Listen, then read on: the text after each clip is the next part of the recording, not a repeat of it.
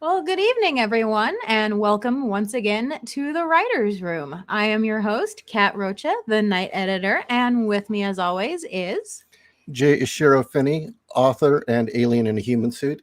And I have to say, this episode, Alien, is dedicated to Latino History Month. not to your own people, No, huh? no. No, And I don't know. You've got that tongue. not Latinx. With History all those Month. aliens coming over the border right now, I thought it's timely.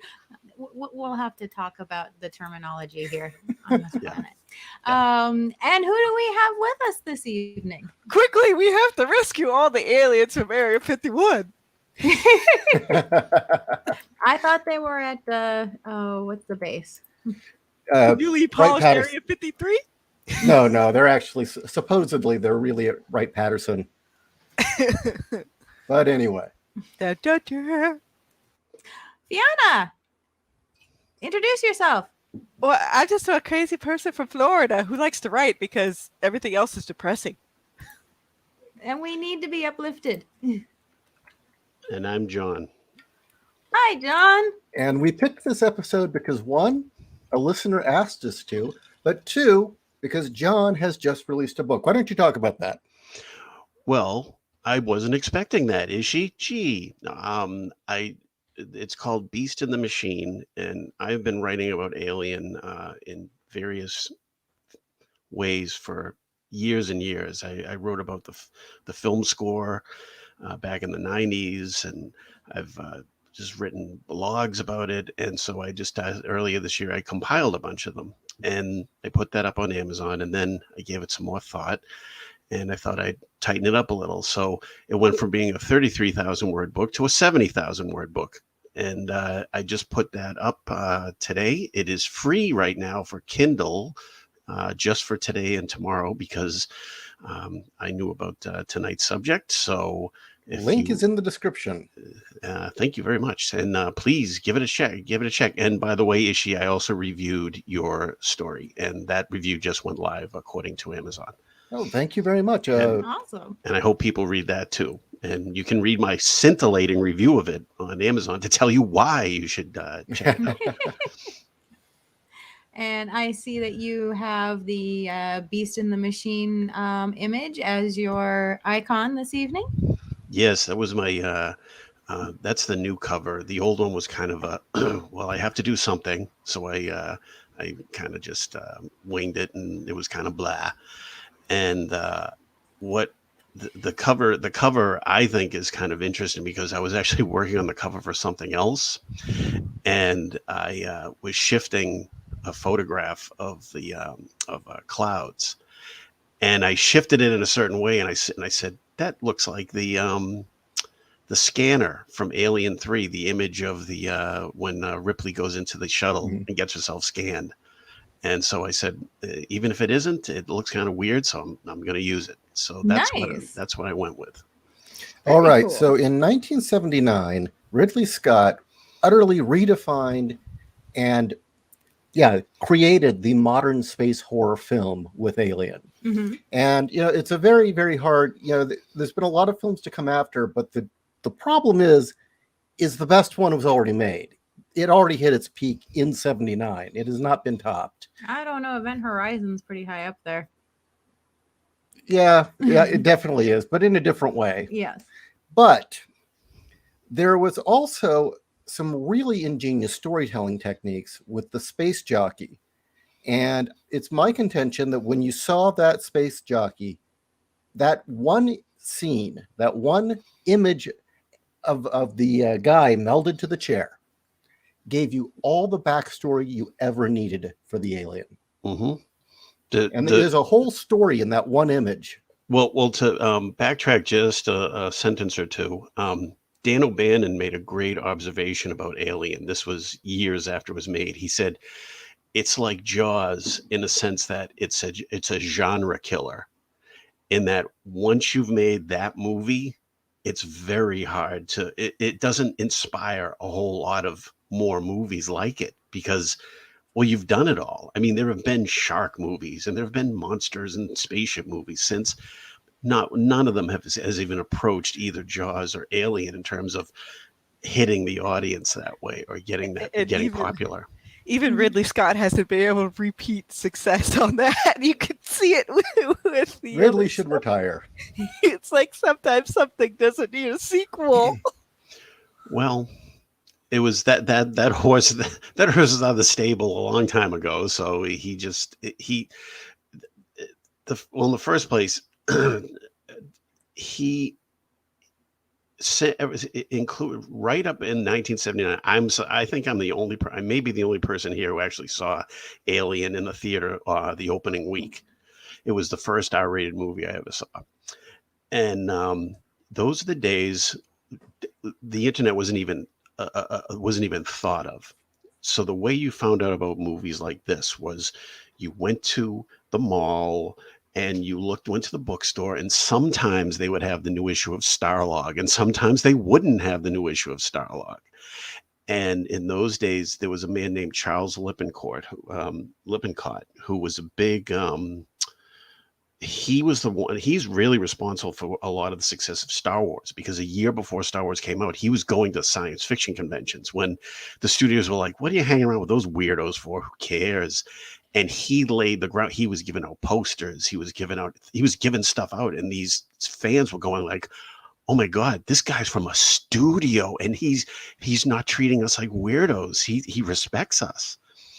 And he was also in charge of Aliens promotion. And one of the interesting things when you look back on the magazines at that time, the science fiction magazines, there were a few that were starting, is there's so much of Alien in them. Like, I mean, you see a lot of the spaceships and the designs and everything. Nowadays they put out one image to tease you. Back then, when you're a kid out in the suburbs and you see this stuff, and it's like, this stuff is amazing. I can't see this on TV. There's no other way for me to see this stuff. So you build up this head of steam to want. So you're basically a fan of the movie before you've even seen the movie, because you know so much about it. I knew who Ridley Scott was and Dan O'Bannon was. I was 13, and I know who they were before I even stepped into the theater. So it's into this world. You are dropped in this movie. Well, and I think Ridley Scott should have just like, okay, I'll do something that's Alien adjacent but not related to Alien. I think that would have made Prometheus and the other thing take off a little bit more. That was the original idea. Yeah, it's like you don't need to really set it in a previous universe. Like, I could see he wanted to go in certain directions, but it's like he didn't have to tie it back to Alien. No, I would say his big mistake is not getting Dan O'Bannon to write it. Yeah. The scriptwriter he chose has not done anything good. Oh, boy. Well, the thing is, Dan O'Bannon was basically, he did not get along well with particularly David Giler, the producer, and David Giler and Walter Hill took the script and considered Dan O'Bannon's script horrible, but they said, well, there's something we can use in this. And Walter Hill was the first one to read it. A man, I can't remember his name right now, but he literally passed the script to Walter Hill through the open window of Walter Hill's first floor office. He said, read this, check it out. And 20th Century Fox was dying for a follow-up to Star Wars. They had nothing with a spaceship in it. So Walter Hill, who was he's I'm not sure if you know who he is. He directed 48 Hours. He directed The Warriors. He's a guy who I think has excellent directing ability, who never found the script that could bring out everything he could do, because so many of his movies just feel kind of flat. They're energetic, they're well made, but they're just kind of flat. But anyway, he read the script and he handed it to his partner at this place called Brandywine Productions. And David Giler knows nothing about science fiction, and Walter Hill knows nothing about science fiction. But Walter Hill handed it to Giler, and he says, this is a crap script, but there's one scene in it. Okay. So he went home. Later that night, Walter Hill called David Giler and says, have you read the scene? And Giler was still reading the script. And he's like, well, I'm X amount of pages into this. All right. The thing jumps in the guy's face. All right. Yeah, but whatever. And Walter Hill said, keep reading. And he hung up. And David Giler read to the chest burster scene, and he called him up and says, I get it. And that was when they decided, this is, because if we can pull this scene off, it's going to be like, The Exorcist. It's going to be something. It was. Yeah. Well, how they did it was they didn't tell the rest of the cast. It was the reactions that you're getting from everybody are real reactions. They were not expecting this thing to shoot out of they crap. knew What's his name's Ian Holm. Ian. No, it wasn't Ian Holm. It John was Hurt. John yeah, Hurt. John Hurt's chest. Well, they were expecting blood, but they weren't expecting that. Well, the funniest reaction was, particularly if you watch the outtakes, you can see it. And if you have the DVDs, Veronica Cartwright got hit right in the face with a tube with a jet of blood, and you can see that. I remember reading about this, but now I've seen it. You can literally see her falling over the back of the bench she was sitting on, and she kept going. She got up and like stayed in character and like walked back to where she was supposed to be and just continued to act, screaming hysterically. They knew something was going to happen, but they, as Kat just said, they were kept out of there until they, got all the machinery in place, and the cast was then brought in, and they all said this. They were like, and there's plastic everywhere, and everybody's wearing raincoats and stuff being covered up. And Sigourney Weaver in particular said, Dan O'Bannon and Ron Shusett, who co-wrote the original script with them, she said they were like two little boys. They were sitting there like rubbing their hands, like, oh boy, oh boy, oh boy. and as Kat says, the whole the thing that I think is really interesting is that even how dismissive Geiler is of Dan O'Bannon, is that they knew they had something with that scene because it was a birth from a man violently, and as Sigourney Weaver points out, it's not coming out of his stomach, it's coming out of his chest where you breathe. It's so unnatural on so many levels. And it's like Ridley Scott said himself, he says, I knew that I was reaching between the audience's legs and squeezing at that scene. And he was right, obviously. Okay, so why write a book about the Alien series? Because it's fascinating me, obviously, but just to kind of back up a little to where you started with, I want to, because that scene is very important. And again, I have to bring you back to my youth. So if I get boring, just cut me off. But when you're watching the movie at the beginning, if you think back of watching it, it opens with the 20th Century Fox logo, and then you're out in space, and you hear this like wind sound, and you hear this very delicate score. The score is by Jerry Goldsmith, who's one of my personal gods. And if anyone out there is a writer, listening to Jerry Goldsmith's soundtracks divorced from the movies will inspire you. But anyway, he originally wrote this rhapsodic, soaring piece of music because his idea was, over the credits, I want you to be thinking about the wonder of space so that when the horror comes, it's that much more surprising. And it's a beautiful piece of music. You can hear it. It's very nice. But then Ridley Scott said, that's not what I want. And he pointed out the scene where they're on the planet. And he said, that's what I want for the opening. And Jerry Goldsmith hummed and hawed. And he says, it took me days to write the original. And I slapped together the one they used in a couple hours because he was just reusing the music from the planet. But if you watch the movie, that opening is so disquieting, because you're just slowly moving across space and this quiet music is playing. And then you see, so the whole first 45 minutes of the movie is building. It's building. Nothing's really happening.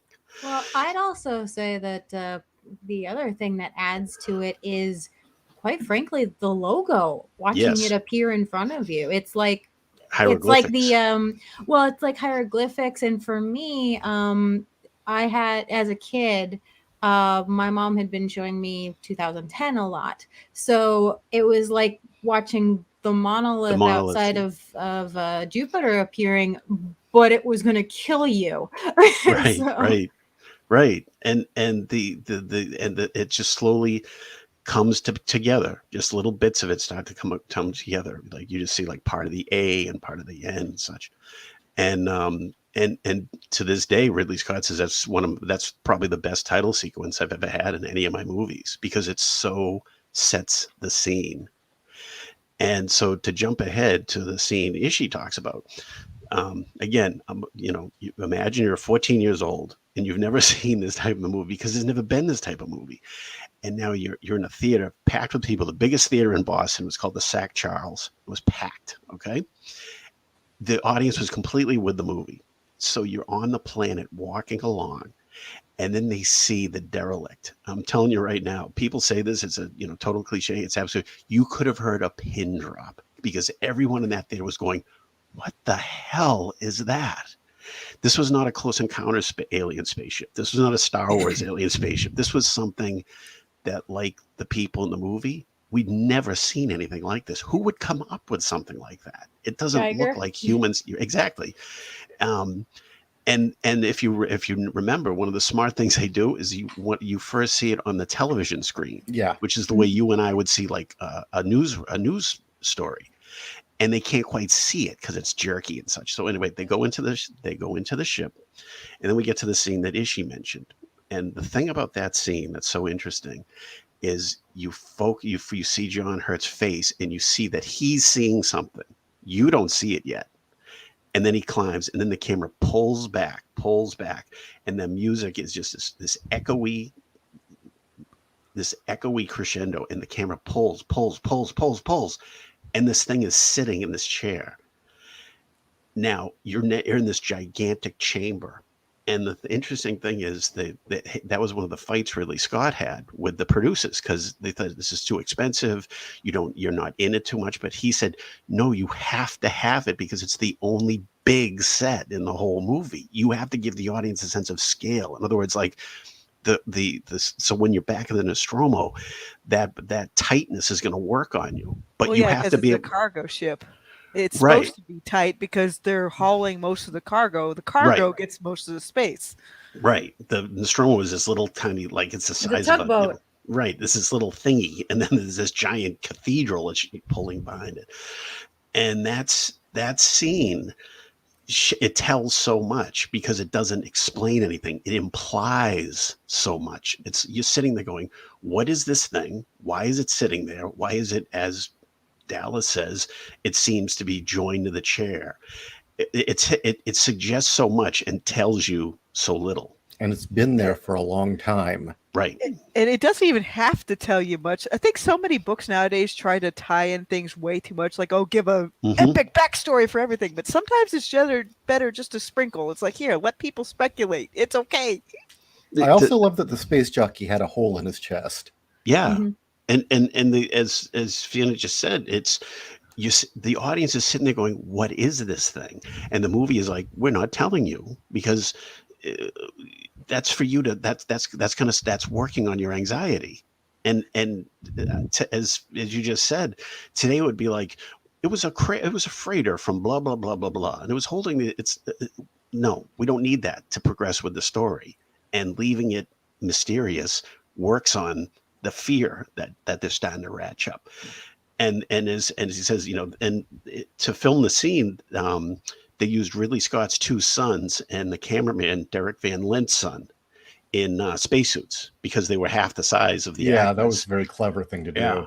And also they could turn the base of the space jockey so they could film the reversal, so they don't have to build the whole set. And then they reused the set for the egg chamber. But that's telling a story. That whole thing is telling a story. It's like what this thing is doing here, why it's sitting in that chair, what is that thing with its chest exploded outward, what is all this stuff, and when they cut back to the Nostromo, the camera moves past Dallas onto the space jockey's skull, and it's all dark, and then it just cuts to Ripley when she says it might be a warning, but our mind is already like going, okay, there's something shady up here. Yeah. And it didn't help that Mr. Scott tried to over-explain things with, David creating the alien. It's like, no.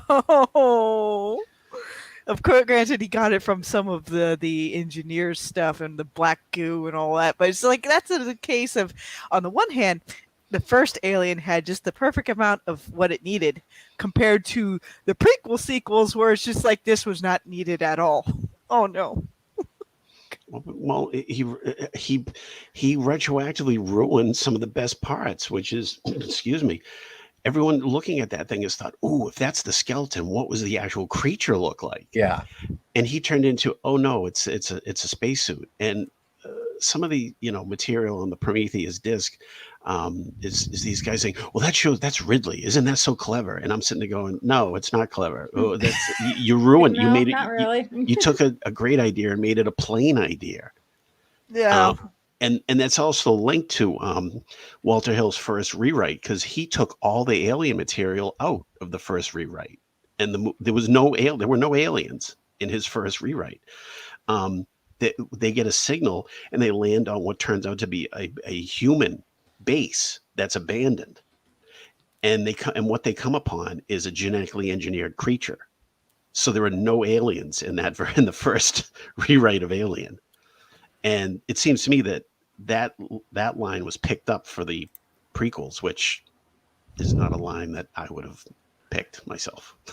Yeah, I mean, even with my own series, I don't explain all the precursor race stuff right from the get-go. I just sprinkle little things here and there. And then if it seems to be pertinent enough to move the main plot forward, then I might add a little bit of something else later. But it's just like, sometimes broad strokes are better than just like focusing in why this happened. It's like, oh boy. Well, Less as it was is more, and don't explain everything. exactly. As the original was, it was very Lovecraftian, because it touches on things. But the to me, the key to Lovecraft in the cosmic stuff is you get the sense that these beings, they're not after the human race. They don't even think about us. It's just a crashed ship. Right. And if somehow the people on that ship came back to awareness, the humans would be scared, but the aliens would be like, "Yeah, you might want to get off the ship. We got places to go." It's like, just get out of it. They would treat them like flies. They wouldn't, and that is a deeper, scarier thing, which is an uncaring universe, not a universe that thinks we're so important that it has to stop us. It's like there are things going on that we're never going to even know about, and to me, that's just so much more interesting. Well, as old as the ship is, and the fact that it was never recovered, I almost got the impression that they were extinct. They'd already killed themselves with the alien. Right. I agree. Yeah, it definitely is. It goes into the old ones. But you see, just seeing that space jockey when they walk in, that powerful image, you see, we're already writing a history in our mind of what this must mean. Exactly. Or they could have even been an offshoot where they got separated from everybody, and then, oh no, the science went wrong. Uh-oh. Well, but and I think that what Ishii just touched on is perfect, because that's what you want in a reader. You want the reader to look at that, and they're now starting to contribute. They're now involved. They're not just passive, and you're taking them by the hand and saying, now this, now this, now this. You're saying, look at this, and I'm going to be following these characters, but this is all here. This is all here. Now your brain is going to say, what is the logic behind that? Why is this way? Why is this that way? Why are the eggs here? What is that's where you hook a reader or an audience, in this case of a movie, but you hook the audience in that they're now in it. They're now contributing to the story because their brain is working on it. Can you think of any other instance, movie, book, whatever, where there was an object, a thing, something there that really wasn't explained, but did tell the audience a lot of information, as well as left open a lot of questions, kind of like invited the audience to think about what was going on? Rosebud in Citizen Kane is a perfect example of that. Rosebud is never explained, and I frankly think it's a gimmick, or someone else thought it was a gimmick.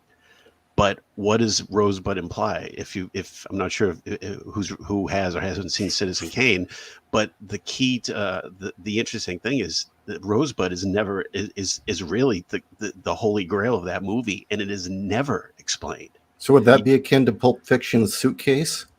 But absolutely. Well, even the how the moon keeps on moving through the universe in Space 1999. I don't care how it keeps moving; it keeps finding more adventures. I'm just going to warn you, you have to stay away from Space 1999 because we'll be here for 7 hours with me yammering away about Space 1999. We do that later. This is a different exactly, show. Exactly. And Space 1999, by the way, was the only other the first season was a great setup for Alien. Because it was Space 1999 season 1 was a gothic in space. We will discuss this another time. But I'm just saying, like that, as far as like a plot example, like where it didn't have to be fully explained, it just happened. And, Well, like, okay. Well, what about like Star Wars? Like the first Star Wars was the Clone Wars. That's it. That's all you heard. The Clone Wars. Exactly. That your mind's run away already. You realize there's this long epic battle that's been going on, and so much that it's even legendary, and it's called the Clone Wars. Done. And the fact that he just says it. And Luke immediately, you know that Luke gets it, like he knows what the Clone Wars was. But the two of them would never sit down and have a discussion of the Clone Wars in that situation. So again, we the viewer are like, gee, what there's more going on in this universe beyond what we've seen already. Let's see here. Mistress of the Obvious says the unicorn in Blade Runner. Yeah. I'm entirely certain I agree with that. That actually does get explained. Visually, it does get explained. So. But it's, Yeah, Ridley Scott was doing test shots for the next film and he used up the footage. Anyway. But it did cause a big, massive debate with people. Like, is he human? Is he a replicant? No, it was the eye shot. That's the one that caused the debate. When he's at the sink and he turns and you see the reflection in his eyes, just like the owls, the owl eyes. Yeah. One of the things, I mean, I'm not a big believer in I think the idea that Deckard is a replicant is stupid, but I will say that I thought it was interesting that 2049 managed to continue the story without answering that question. And yet he's still part of the story. But now I'm kind of a little bit more in the camp of like, it wasn't really a necessary sequel. Oh, I loved Blade Runner 2049. I absolutely loved it. But that's another night. I'm just trying to tie things into where it's like, wait, this didn't need a sequel either. Kind of like Alien to everything else. I mean, even as much as I enjoy Aliens, Alien really didn't need a sequel. No, it didn't. It didn't, but I think very few stories do. If you're going to do a sequel to something that doesn't need one, then go in a completely different direction. Yeah, right. And really, if you were to do it, Ripley didn't need to be there. No, she's like in Star Wars making Luke and Vader relatives. It shrinks the story focus. Whereas the earlier drafts of The Empire Strikes Back, Luke and Vader were still not connected. And then Lucas he made it. There's an outstanding book. Even if you don't like Star Wars, if you like writing, I suggest you read this book called The Secret History of Star Wars, which is a deceptive title. It's a big book. And what this guy did was he analyzed every one of the 6 scripts for the first 6 Star Wars movies. And it's really fascinating how Lucas basically was at an impasse. And he was like, all right, I can make him his father, and my God, I'll be thrown out of the Directors Guild if I don't take this. What an incredible moment that'll be. But in taking that choice, he shrank the story from this intergalactic war, which anyone could die because, who knows who's involved in this war. There are countless people. And he turned the whole series into a family story. And honestly, he made it smaller. And I'm not saying I disagree. I'm just saying that was a choice. And I think using Ripley, especially in Alien Resurrection, it completely it ruins the series, frankly, for me, because it turns it into this is just so. How does this one person keep encountering these creatures, and they have to keep coming up with more convoluted ways to have them come together? Well, that and Star Wars is a mythic universe. You can kind of understand the destiny idea. Alien and Aliens is not a mythic universe. Right. No. And I will buy, again, I don't think Ripley was needed, but I will buy the company really wants you to go back to this planet because you're the only person that's dealt with this thing. Of course, they're lying And then through they their ignore her. teeth, but And then they ignore her every step of the way. well, yeah, and of course they're lying through their teeth, and they retconned a couple of other things, and they added some weird stuff. But I'll buy that idea and especially because it was kind of a different encounter. Of course, that was the whole point. Yeah, when they remake them, it just William Goldman famously said the definition of a sequel is a filmed deal. because he said flat out, and he made no apologies. He said sequels are made to make money. That original first movies are made from a creative impulse, original stories, that type of thing. But he said, and he didn't back down from it. He says, no, sequels are there for money. That's it. And you can do something with that if you get someone like a James Cameron or a David Fincher or someone like that who has something to do with it. That's legit. But these are money. So once you kind of ease into that and say like, hey, I'm just going to spend some bucks because I like the first one, and maybe this will, it will bring me back to that universe. But there is a warning in all this. Even James Cameron messed up Terminator when it came. I'll executive produce the Dark Fate stuff. Egg. I don't even think Judgment Day should have happened. Yeah, I agree. I think that I make no bones about how much I love the original Terminator, and I am like completely a Cameron skeptic after that. Every other one of his movies, I'm like, well, I mean, they have moments, but the original Terminator is like, perfect. He should have been kept at that budget level for a while because his creativity came out in really interesting ways. He should have stayed with his wife. Well, that's what did it. That was the difference. She was his editor and kept him in line. She tugged on the leash and said, that she was the more hard edged one, and he has this soft, mushy center that is just so nauseating. And but the original Terminator is frankly is a movie that I would put next to the original Alien. I'm not saying I liked the original Terminator as much, but I'm saying these are both two examples of these are perfectly done movies. I wouldn't touch either one of them, flaws and all. So to bring it around, basically, it's really hard to find examples, especially in books, but even in movies, where you have something like the space jockey that it gives answers without anybody saying anything, and yet also encourages the audience to ask questions. You know what? That's a good thing for writers to think about too, because as you say, it answers some things. Okay, this is where the signal is coming from, and something bad happened here. But it's like you have to give something more. You can't just like shut down that line. It's like, no, the story has to expand. So even though it answers one question, it just does so much more in terms of atmosphere, in terms of, in the case of Alien, a horror movie. It's like, okay, so what the hell are we dealing with here?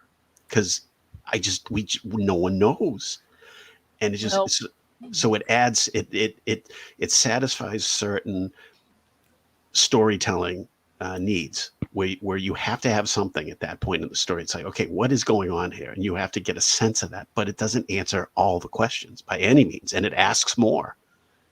Well, Lovecraft is the master of that in fiction, and his approach to doing his stories across the board, because there were stories where he gave a lot of information, but like at the Mountains of Madness, where you're getting the prehistory of Earth and this progenitor race of, what was it, the Great Ancients or whatever, who looked thoroughly inhuman, and all their genetic engineering and their wars with Cthulhu and all that. And the architecture is like for as much as you're told in that film or in that story, everything you're told is like a little kernel of more that you never find out. Right. That there's so much more behind it and you never find out. And leaving those breadcrumbs, he said the way that he wrote horror stories was that the supernatural element was always being related to you like the way someone would put together an elaborate hoax. So it's believable, but I don't know. Well, believable. We've gotten into a thing, and I think this is obvious in film. I think it's also prevalent in writing, especially science fiction type writing. Um, is we've gotten into this striving for quote realism, Yeah. unquote, And you have unquote, to and it's explain everything, how but all but the but that's interference but work. but but quote realism, unquote, is not the same as realism. It's just another style. And we it's like, you see, how many times have you seen people criticize a certain movie, like, oh, that was fake, or oh, that's not how it would be. It's like, well, stylization is something that's really important. It sounds stupid to say that, but and that's what Lovecraft did. Lovecraft was all a style, and that's what, and no one could write like him. So many people tried and failed because they didn't have his particular bent, because it was he dealt with it openly. He contacted his own resources and said, this is how I see things. Another great example of progenitors, a progenitor type species, Hmm. and this vast history that you're only getting bits and pieces, and you never see the full picture, and it makes it scarier. I would say Prince of Darkness by John Carpenter. Hmm. I mean, you have a whole supernatural battle happen between God and Satan, supposedly. Over a jar Yeah, of goo that you don't even know what it is exactly, even though there's but some yet, attempt at quantum science, but that was all gobbledygook. it's not actually a lot of it. What he was saying made sense. It's just what he didn't say. Right. Uh, Well, but yeah, even Stargate had a little bit of that with the various, antagonists, from the Goa'uld to who were the ones that they were fighting in Stargate Atlantis? I'm trying to remember, but even their backstory wasn't completely explained. Sometimes it's good to leave some gaps so that way you can move the story in different directions if you need to. So, especially if I mean, yeah, if you know what you're doing, like you know what you should imply and what you should not. Like if for some reason you want to imply that you have this race that our heroes are wandering among the ruins, you want to imply that they were, let's say, uh, carnivores. And so you have like bones, or you find, like as Giger did in the stuff that was done for the temple, which was not used. You have the whole life cycle done out. It's all right there, and And it's not picked up and used, but but the characters see it and the reader sees it.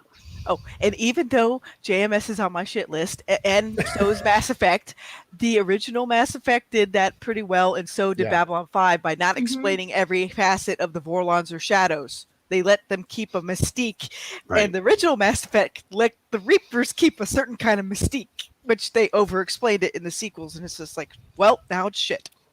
Well, it's like the prequels to Star Wars, and I mean, I like Prometheus more than a lot of people did, but it all felt, so much of it just felt so unnecessary.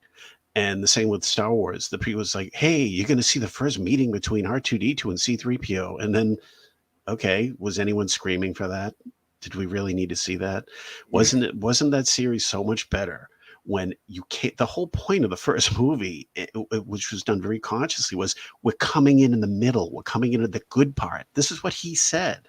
We're coming into the good part. But then later, he bought all of Joseph Campbell's smoke blown up his ass, and he thought he was creating this great myth. And then he laid it all out. And as John Milius, who used to be, who was tight with Lucas, as John Milius said when he was asked what he thought of the Phantom Menace, he said, "It's all what George Lucas does now. He has meetings, and that's what this movie is. It's a series of meetings because that's Well, all he knows now."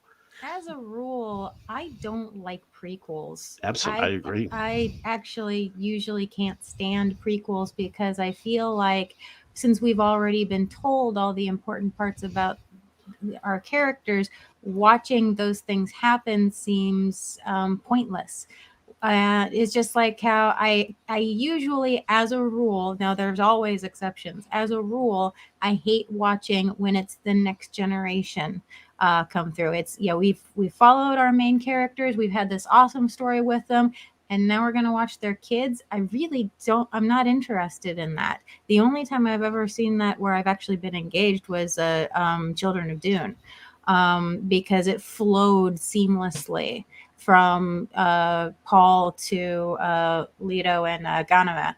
And Um, I think that's an example of where Herbert showed that Herbert was not locked down to Paul the way that Lucas was locked down to the Vader Luke story. Because Herbert was saying the story is not about Paul; it's a bigger story. It's a mhm. bigger. So he went with that bigger story, even though it was obviously about a family involved. Well, and he used Paul's story arc to softball you into following the next generation, and I thought Hmm. that was done very well. Right. But again, as a rule, like prequels, I'm not interested. It's like And prequels to me seem like they're the result of a controlling mindset. It's like, no, I want you to. This is what I want you to think. That led to, let's say, the original Star Wars. It's like, no, I don't want to know your ideas about that. I want to well, fill it in myself. I want to that do that.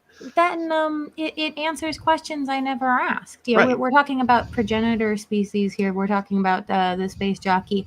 I am not interested in watching the space jockey's story.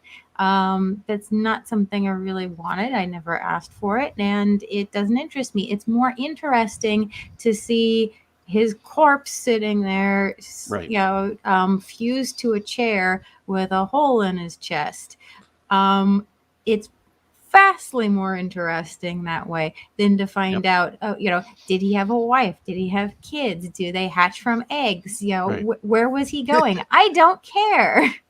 And to bring it back and to turn it into, as we see at the end of Covenant, to turn this whole thing into, well, the derelict ship you saw at the beginning of Alien was actually made by, as we're, as being implied right now. Well, that's all a result of interference by a machine built by the company that runs the Nostromo. And it's like, oh, that's it. How is Thanks, that fast? Google. How is that fascinating? How is that interesting? I don't, to me, it isn't. With certain kinds of wheelhouses, I think it's more important to keep certain things more vague. Like Hmm. especially if Right. you have a more of a horror element to something, you don't have to explain the monster very much.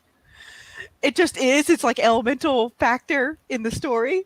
Well, it's like character too. I mean, look at Casablanca.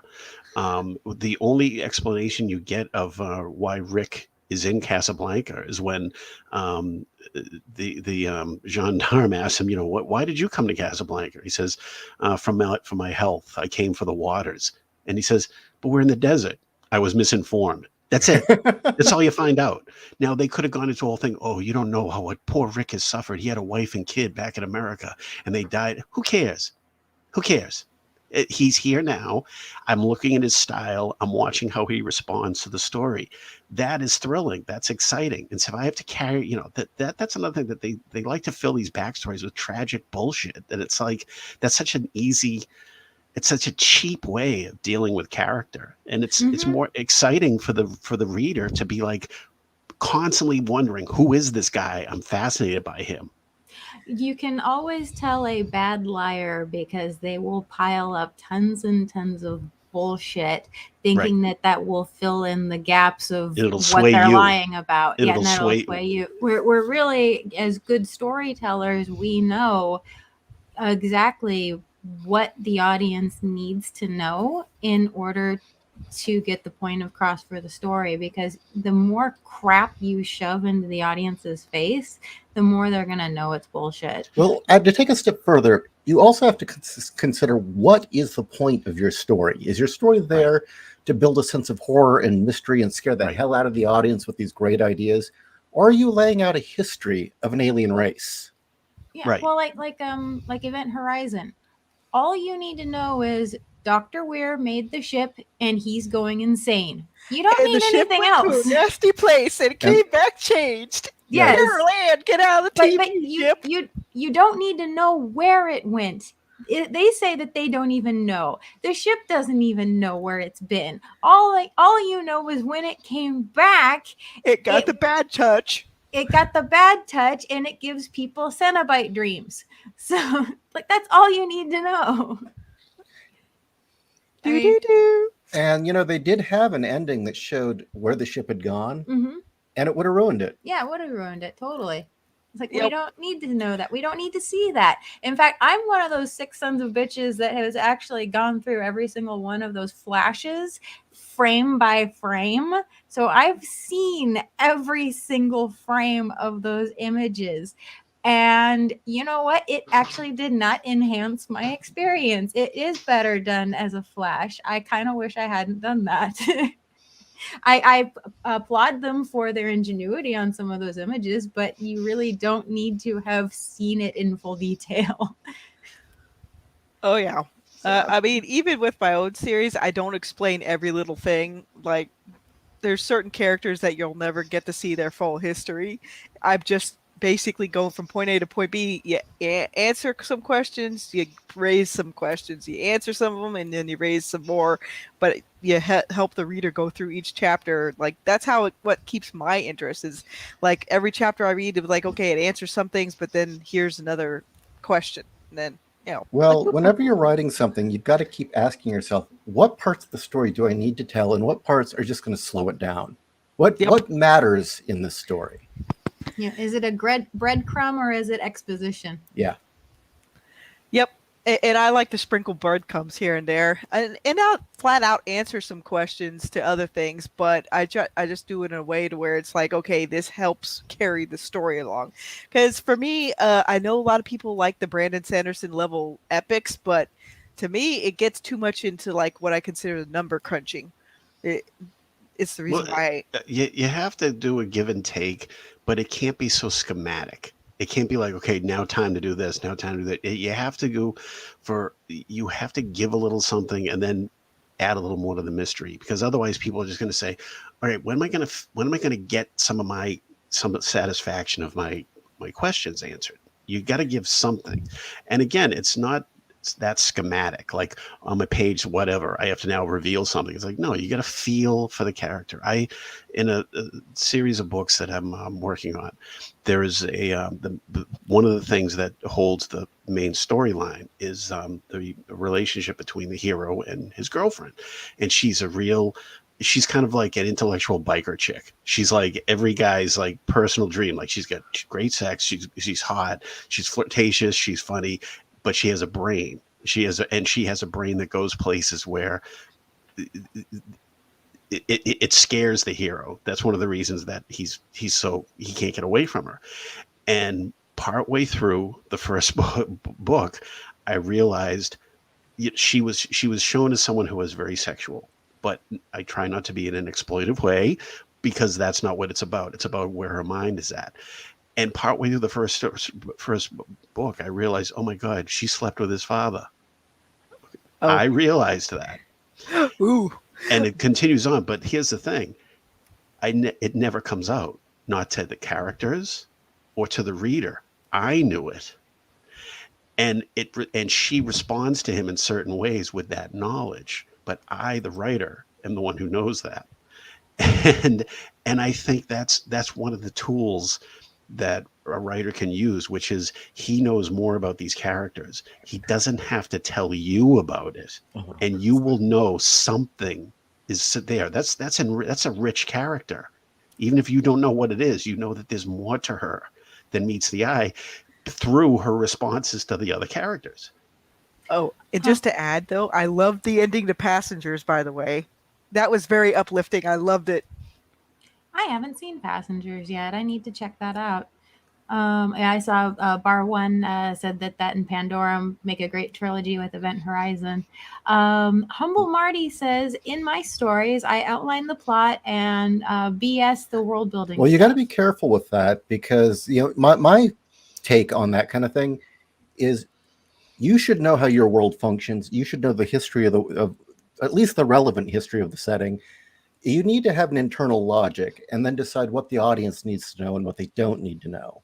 But you still need to know why people are doing things. You need to know why the world works the way it does. And you want to avoid one of the problems with the reboot of BSG, Battlestar Galactica, was the writers were just making it up as they went along. And boy, Yep. with each season, it showed that there was no plan. Yeah, they kept going on. The Cylons have a plan. No, they Yeah, did. yeah. And then- and then they What plan was that? And then in the second to last season, did you notice they pulled that from the opening? They Yeah. didn't that wasn't in the opening anymore because they didn't have a plan. And it was so much of the mystery box shit was that Ron Ugh. Moore kept wanting to. Well, what if we did this? This would really shock the audience. This would really shock the And audience. then he wrote himself into a corner.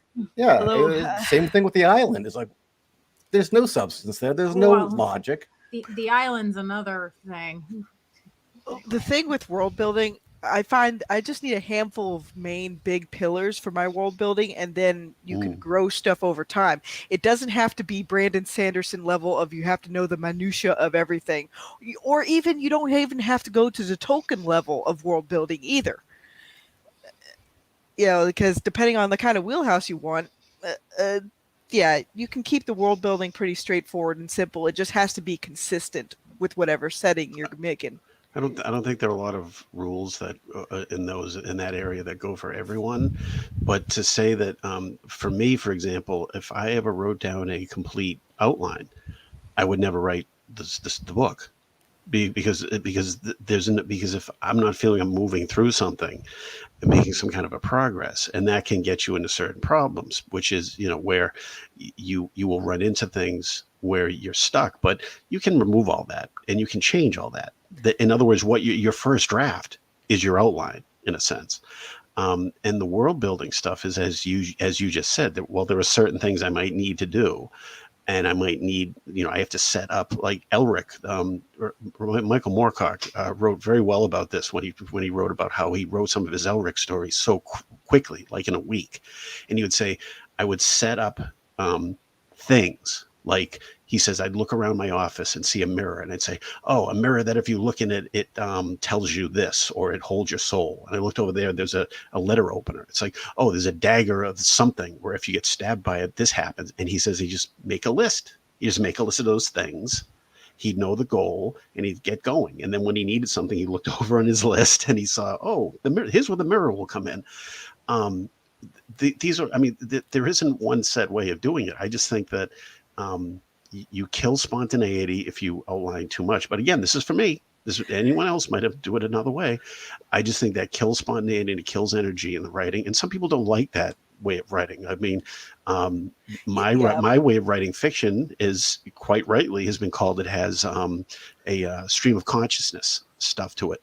And I like that. It gets too complicated sometimes, and I have to simplify certain things. That's one of the reasons I'm rewriting a lot of the things that I pulled down from Amazon. So you have to be aware of the audience, of what's in your head, and what they're getting in their head, and what you're writing down that is going to put it there. Oh yeah, I mean, and the thing, most of that time with writing, you really won't get an idea of what you want to do until you start to write, and then form your own kind of, because there's no 100% proof way to do it. One of the best things about writing for me, and I wonder if the rest of you listening can contribute to this, is when I'm writing along, and that character I just told you about, the girlfriend, her name's Cassandra. She started doing things that I had not planned, and it was like, this may sound crazy unless you've actually gone through it. You feel better than like anything when you're writing, and that happens. It's like, no, this is a person now. This is not me not putting words on paper. She's walking down this. What is she doing? Unless you're Robert E. Howard and his character's threatening his life every night. Oh well, that's I don't want to be Robert E. Howard mentally or life wise. But I still wish he had been able to finish some things. So dying in your 30s is way too young. He committed suicide. Yeah, after the day after his mother died within 24 hours of him, I think. Mm-hmm. Oh. Well, didn't his mother pass away first? I think she was. At first I thought that was the case, but I think he actually went out and sat in the truck and blew his brains out when she was on the deathbed. I don't think she was actually dead yet, but she might have been. It was, like I say, it was within hours, I think, each other. Yeah. Read Pigeons from Hell. Oh God. But no, I think sometimes if you world build way too much, you end up in a corner, kind of like what happened with the original Mass Effect trilogy. It's like Uh, along with politics. yeah, and it's like always have an idea of an ending so that way you can build stuff up towards it. But I also keep a notebook on hand when I'm thinking like if I'm finding I'm stuck up against a wall, I'm like, okay, what would the antagonist do to get to X, Y, or Z, or what would the good guys do to defend X, Y, or Z? Because that's how I get through if I'm not sure what kind of side story or like little subplot to carry into the main plot for everything to go forward. I just do a back and forth. It's like, okay, if they're going to do this, how are these other guys going to try to stop them, and vice versa. So you just never know. Certain things will pop out, but I'm more of like I would say half and half. Like I have to plot certain things out so that way I can make sure the all the plot kind of stays a little bit uniform in terms of where I know editing will help me clear up more stuff later, but it just helps me keep everything all my ducks in a row. Even though if they go wandering off somewhere, I know they'll eventually wander back onto the path. Have we addressed the progenitors thing enough? Probably not, but we covered it quite a bit. Okay. I was just Although, wondering because you had mentioned that before, so I just wondered. Well, we've got about 5 minutes left of the show, so I was gonna say, what are everybody's final thoughts on the subject of progenitors? in my series case, a lot of the progenitors' mistakes got carried on to the how shall we say this? The later cycle races. Yeah, there we go. Oopsie. I think anything about progenitors is only worth something if your characters or your situation, how it's going to affect, how all that stuff is going to affect your contemporary part of the story. Like all that is that's all interesting, but what is that going to do for now? Like what is it going to indicate now? And getting back to Alien, the original, a lot of the original material, they originally went to a derelict, and then they went back to the Nostromo, and then they went out again to a pyramid, and that's where they found the life cycle. In other words, this is a pyramid where this was built, like in the altar in the Alien versus Predator. That was all drawn from the original script of Alien, all that pyramid stuff. So that's that. All that stuff is telling you everything you need to know about the past of these creatures and how it's impacting our current characters, because they have just walked into a place where they're going to be sacrificed, more or less. So it's all that stuff is interesting, but do you need it for your story? Do you need it to? Is it helping now instead of it's just like you're interested in that character? Because then maybe you should write that's the story you should be writing about, is about these creatures' past.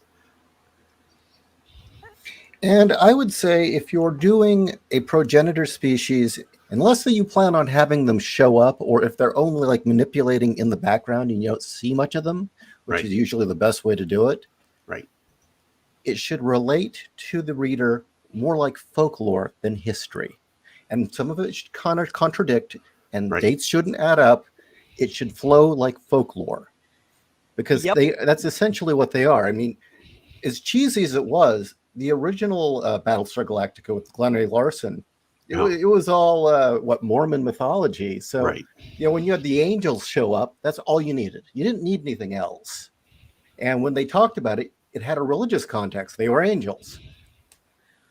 But with Lovecraft, whenever he did like these histories, again, it usually came across more as folklore. And that's why a lot of the world building he did contradicts. And people who try to do a comprehensive history and timeline and, or a comprehensive view of what Lovecraft's universe is, you can't.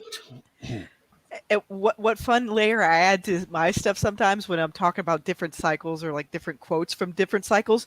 All these progenitor races have different chronological notations to things. So something from, say, Hidden's point of view, which is one of the angelic hosts in the series, his sense of time will be different from, say, somebody on Earth where they're reading about all this folklore in more biblical terms. It's like, wee! It's just what the story needs. It's basically it's what your characters have, what your audience needs to know to follow the story. And again, if you're really that interested in the progenitors, maybe that's your story. maybe that's what you should be really writing about. When you mention the Clone Wars, it should be this vague thing that happened a long time ago. Right. It's just With like great when they victories and mentioned heroes and like loss. for the longest time, people might not know this. The longest time, people thought the Sith Lords were like an army of people like Darth Vader. Turned out it was about 2 people. That's it. It's 2 people. And again, it's like Scott with the engineers. It's like Lucas thought that was some brilliant idea. It's like, no, that's a dumb idea. It's like you get this weird old pervy dude who hangs around with young boys and tries to seduce them into the dark side. Ugh, I don't want to see that. I don't want. It's not interesting, and it's. I'm not going to get into that. Let me started on that, but anyway. Anyway, so John, where can people get your book? They can get it at Amazon, and like I said, for a couple of days, it is free on Kindle, which is because of the difference in the size. The original paperback was like $9, and now the paperback is $20. So, oh jeez, you might want to excuse me. Stick to Kindle at least until you've read it, and then if you love it, you can buy a paperback. But of course, but check it out. And I cover all the movies. I watched every one of these damn alien movies for you people. You better appreciate it. Originally I just did the first one, and then I said, all right, I got to do all of these, and I kind of arranged them so I would like mix up the the bad with the good, and I save. And I think I took Alien versus Predator Requiem a little too early, because that was like getting shot in the chest and then being told to go, okay, now go out in the battlefield. That movie is horrible. It's like a sci-fi original. It's so bad. Ouch. Yeah, so instead of shot in the chest, it's like a chest burster. It's exactly. Oh, it's here's an example. I wasn't gonna sully the chest bursts like that, but whatever. Here's an example I can think of. The Alien Isolation game? Well, they shouldn't have made a book based on it, because they made basically the guy that Ripley married into being like, really, Ripley wouldn't marry somebody like that. That's a case of you should have left it mysterious. The last thing I heard about this television show is that it involves they train an alien to be a good alien. Really? And, yeah, it's the main character is a woman on a colony ship that gets infested, and she captures one and trains it to like be like her pet, like a baby Yoda, and then it dies fighting to save the ship from some mean aliens. No. Yeah. No, that's stupid. Oh yeah. Oh yeah. I guess they said, hey, let's see if we can fuck this up more. Here, I'll relink your book, The Beast in the Machine. Here we go. Oh, thank you. Well, you don't need to, because all the links are in the description. Mm-hmm. Hey. You can see a link directly to John's book on Amazon in the description. You can see a link to Fianna's stuff in the description. Mm-hmm. And as always, we only got up to the derelict. You. So, Fianna, where can people find you? I'm on Burb Side of Hell at Fianna Wolf 2. I'm on Mines at Fianna Wolf, and then on Gab, I'm also Fianna Wolf. Awesome. And for those who may be new to the show, tell us about your book. As far as mine goes, it's kind of like a mix of everything I've ever wanted. Where it has it's a family drama, has cosmic horror elements. It has basically Superman, if Superman pretty much stayed out and helped out the Green Lantern Corps a lot. Because Earth can take care of itself, because it's demi-proof, which is the superheroes in that setting. Because I'm surprised, a lot of settings don't really superhero-proof their setting, especially if those superheroes have been around for a while. And in the case of my series, the superheroes on Earth have been around since the ancient times, when people were in caves and doggos were helping us against evil spirits and entities. Yes. Awesome. That all sounds like one of the rejected scripts for Alien 3. But yeah, no, like the dogs can sense when a whole lot of really corrupting bad influence and bad juju is coming around. and they've been pretty much teaming up with humans since the beginning. So yeah. Wow. Nice. Good luck. And Ishi, where can people find you? Well, again, down in the description, you can find links to both Scars and Tabula Rasa. Please, please, please go review them if you've bought it. And since I always say that, there's a new Nerdy Nadim up right now where he reviews America Common. Somebody make sure Tim Lim finds out about this. Share the link. I can tag him on Twitter. Oh God, the book I'm working on right now is called Cayman. I pronounce it Cayman because it's after the composer Michael. Cayman Escaped. Oh, now I'll have to change the title. No, Zane, I see that, and I think Cayman is in the cousin to crocodiles and alligators. Oh, yeah. No, I was doing a reference to Michael Kamen, who was actually the composer of Event Horizon. Oh. Yes, and one other quick thing, if I could, is that I'm re-upstarting my blog because, as I mentioned, I pulled a lot of things off Amazon and I'm putting them back up. So between now and January 1st, I should have 6 more novels up on Amazon. Oh, so nice! Writing this was good. I recommend writing nonfiction to anybody who is having fiction issues because I think it straightens out the brain. You may, after reading it, you may disagree, but that's what I think. So. We'll see what comes out in the next few months, which is I have some horror stuff, some science fiction stuff, some science fiction horror stuff, some science fiction war stuff, and some crime stuff. So I'm sure we'll discuss it at some point. But the biggest thing, if you don't start writing, you won't know what kind of way you will plot things until you start writing. It's like chicken and the egg. Preach, sing it. That's it. Yeah, keep writing, even if that's it's the journey. You need to start to realize that you're going at it the whole wrong way. you have to. It's scary, but that's the thing. That's the journey you're taking, and it's also a thrill. So do it. Just do it. Honestly, most and you of can always throw it away. Right? And you can always throw it away. But mostly, all the how to write books are there for people who already have some sort of process, and they just need additional ideas to build additional pylons. Yeah. It's like, just write, just freaking write. Just anyone who's listening who wants to write, just freaking write, for God's sake. If it's 500 words, set your timer for 20 minutes and write for 20 minutes straight. Just write it and then see what you got at the end of it. When is, Damn it. shoot, I can never remember what the acronym is called, but basically it's you write a novel. National Writers Month, Writers, November 1st. It's was it? NaNoWriMo, something like it's around. Yeah, something like that. If you look at Twitter, you can find the acronym for it. Yeah, just do a search, somewhere. National Novel Writing Month or something like that. I know that's a great time for people who, just need that extra little push off the cliff to get started. Yeah. And I definitely encourage people to get started then. Thank you, Horizon Talker.